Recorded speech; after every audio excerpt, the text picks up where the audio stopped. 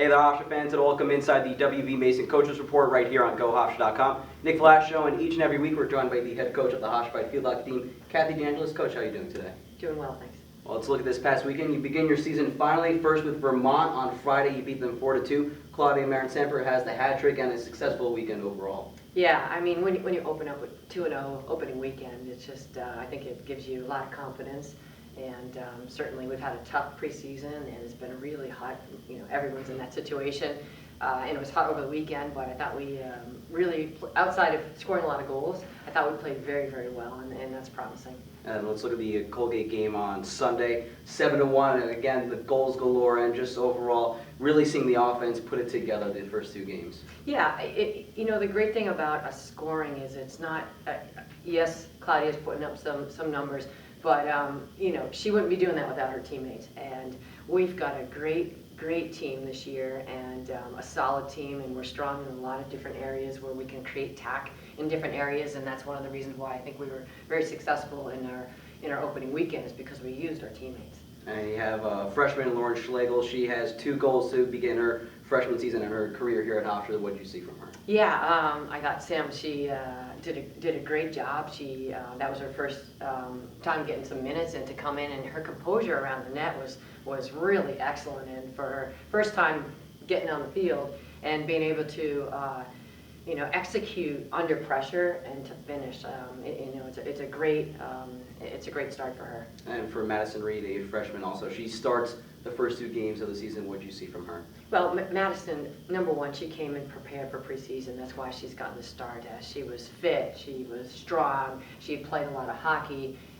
She needs to gain a little more confidence, but she's getting that as the practices go on. But she's a great versatile player. We can play her in a number of positions, which make her very, very valuable.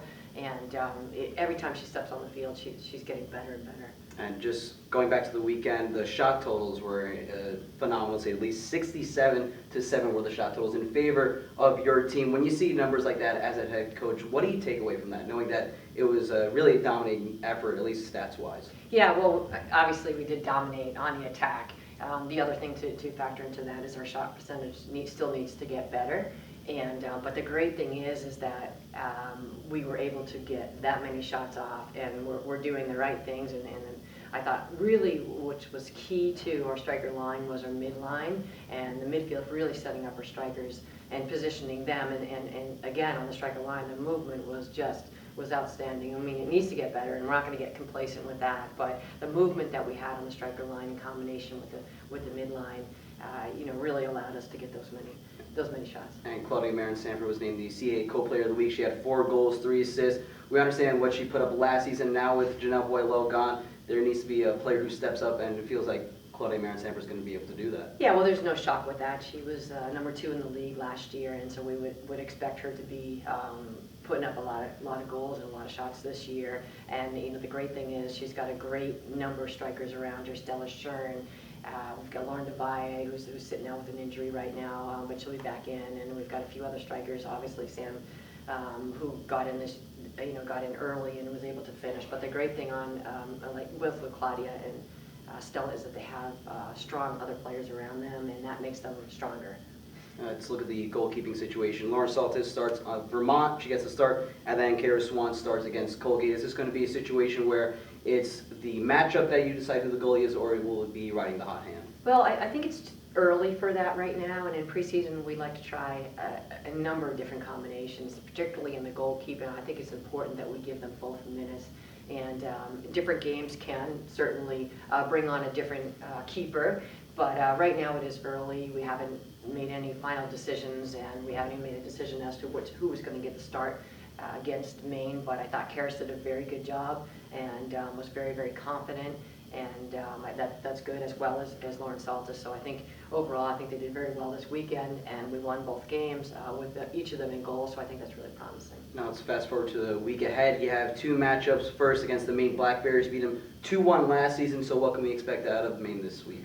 Well, they're a very strong program, and we know right now we've got to step up our game and start to prepare for a different type of team going into Maine. They're their skill set is very, very strong. Physically, they're very, very strong, And for us, we've just got to step it up a notch. We've got to continue to get better. And for us, it's really Hofstra, about us getting better, not who we're facing. So that's really the tone we're trying to set this week. And the following game would be against Boston University. They won the Patriot League last season, made it to the NCAA tournament. So what can we see out of the Terriers? Well, another extremely strong top 20 team, and this is going to be a great challenge for us. And this is the stretch that we're going into right now is the 3 consecutive games with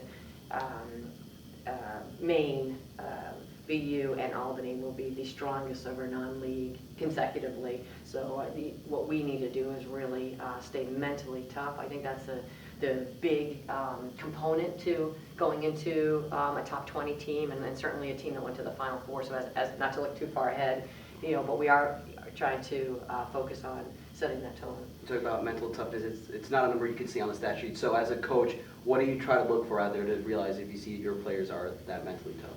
Well, the way we work that to try to create mental toughness is by the practices and setting that type of tone. This morning we had a great practice and very physical practice, and a practice that is going to push them physically but mentally, and that's really our challenge as a staff to make our players put themselves in positions that are they have to be mentally strong. So that's really, like I said, that's our focus this week. She's the head coach of the Hofstra field hockey team, Kathy Angelis. Coach, thanks for joining us. Great, thank you for having me. You've been listening to the WB Mason Coaches Report right here on GoHofstra.com.